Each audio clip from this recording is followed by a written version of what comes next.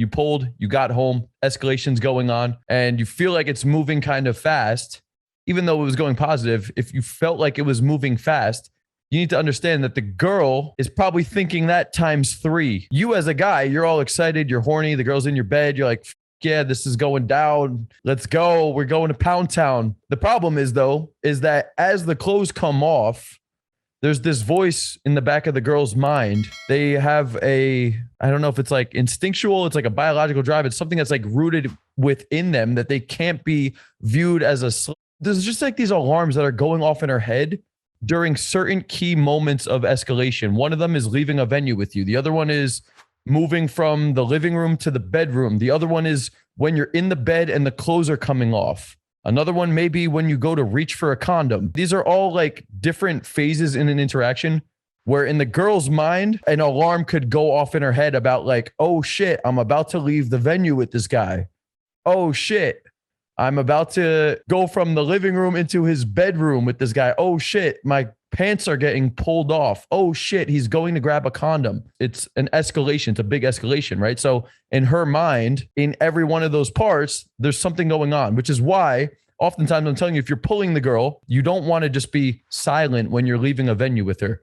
If you're driving home, you don't want to just be silent in the car with the girl, because the whole time she's just like, wait, I'm going home with this guy. Who is this guy? Do I know this guy that well? Where the fuck are we going? I don't know where he lives. Like, all of these thoughts are racing through her head. So it's the same principle when you're in the bedroom with the girl. You need to be aware of how much comfort, connection, trust, security is in place between me and this girl. Every girl has a slightly different threshold of how much comfort and connection she needs. Obviously, some girls are more of like that party type girl that are more promiscuous and stuff. Other girls are on the opposite side of the spectrum, extremely reserved, extremely cautious, I guess you would say, is like they like to take things a lot slower. Those girls typically need more comfort, connection, trust, and security displayed between you guys. Okay. So wherever you're at, depending on the girl that you're with, you need to be aware of these things before it gets to the moment where you're about to the girl. You don't want to wait until it's about to go down to get the resistance. You need to take a preemptive measure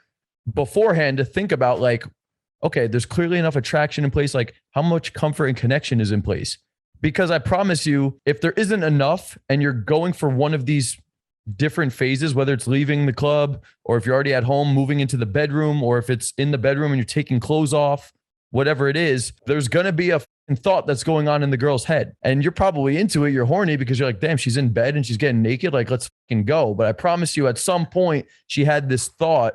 Either there was like an awkward silence or maybe there was no silence. A lot of the times I noticed it's when the actual underwear is coming off the girl. Sometimes you could get a girl's clothes off. She'll be like really skeptical though about her panties coming off, because the moment the underwear comes off, the girl knows that if you start playing with her, she's just going to get overwhelmed and you're probably going to end up fucking her if the panties come off. You need to be aware, like, I'm not going to go to take the panties off unless I know for sure that it's on to a certain level. Where am I going with all of this? Okay, all of this is great and you need to be aware of these things, but the main technique you want to take away from this is you should be taking your time.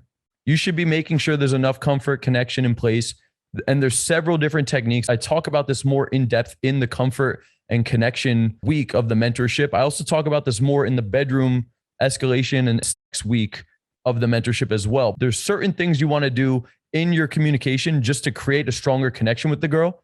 On top of that, you also want to be doing future projections, seeding future meetups with the girl. Also helps a lot too. Talking about things you would be doing in the future with the girl, like talking about another place that you would want to take her sometime, right? If you guys were on the couch and maybe you were making out and stuff and you slow it down, you go into more comfort building and stuff and you're connecting with the girl. I like to talk about multiple different activities that I would like to bring her to do with me later on. Why? Because in her mind, what does that signal to her? It's like, well, this guy clearly isn't just going to pump and dump me because he's already talking about doing this thing. And I'm not saying this when we're in the bedroom. I'm handling this shit way before I'm even in the bedroom. I'm covering my bases before I'm even at that point. I'm thinking way ahead. Mystery, who pretty much came up with attraction and comfort and connection, he said the game is played in comfort. I feel like that is like one of the biggest parts, because to create a deep connection with the girl, it does take a lot of skill. And another part of it is like slowing down on your escalation, pulling back at times on the escalation. I'm not just going from kissing to making out to clothes coming off to rubbing on her to penetrating her.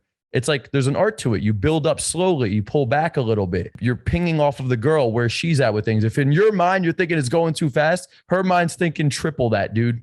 So you need to be the one to pull back before the resistance comes to show her, hey, I'm in no rush. I'm not here to just like fucking dip.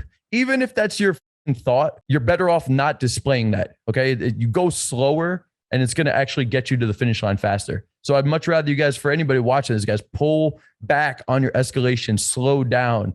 Now, some of you guys that are like afraid to escalate, I'm not going to tell you guys to slow down because some of you guys are like afraid to make some of these moves. But for some of my other dudes in here that are like a little bit more experienced, that are more horny and like really like about it, you guys need to be able to convey not being too thirsty, not so ready for the sex, and actually slightly skeptical and not so easily won over. And that comes with practice, calibrating to the girl, escalating a little bit, pulling back, building more comfort, future projections, vibing, qualification, which leads into a deeper connection of you explaining why you actually really like this girl other than like her physical look. Again, these are all different concepts I talk about throughout the course of the mentorship, but these are just a bunch of subtle little techniques that you need to be keeping in the back of your mind when you're on a date, when you're going for a pull, when you're escalating in the bedroom. Take your time, slow the down, calibrate to the girl, don't be in any rush, and hopefully next time these techniques, if done right, will help you convert that missed opportunity into a successful lay. Do you spend hours and hours on YouTube watching pickup and dating content, but yet you're still not getting the results you feel like you deserve? I mean, that's exactly how I was. I spent 9 months watching YouTube content obsessively without ever making a single approach, without ever talking to a girl. And the messed up part of it was I genuinely thought I was getting better while I was watching that content. I would watch a new video, I would study, I would learn something, and in my mind, I thought I was getting better. And this process continued over months and months and months. The reality, I never talked to a single girl during that time. And when I finally went out, I had watched so much content that I was so overwhelmed in my brain that I couldn't even open. 9 months wasted studying content to take zero action. Because the reality is, it's not about the content you study. It's about the action, the implementation, and the execution that's ultimately going to get you those new reference experiences, that's going to get you that success, that's going to build up that core confidence and help you internalize the content you actually study. Okay, studying without execution is literally meaningless. It's actually going to put you more in your head. Okay, that's literally what happened to me. And it wasn't until I finally hired a mentor and was invested, had some skin in the game, had some accountability, that I finally started taking action. He showed me that step-by-step game plan, that roadmap, as well as what I needed to focus on this week, right now, what I needed to go out and do and execute. And guess what?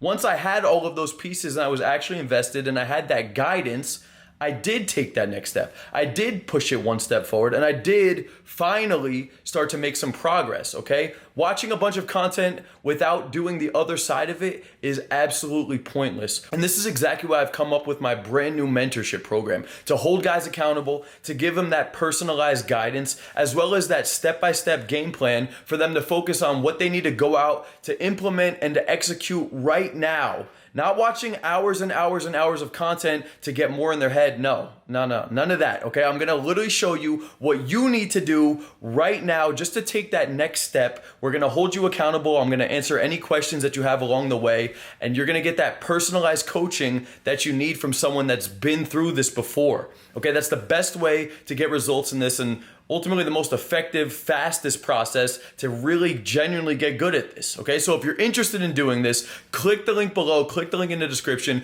and book a free call with us to find out more about how you can work with me, not a member for my team, but actually you'll work with me personally to achieve your goals with women and dating. Click the link below, and we'll talk to you soon.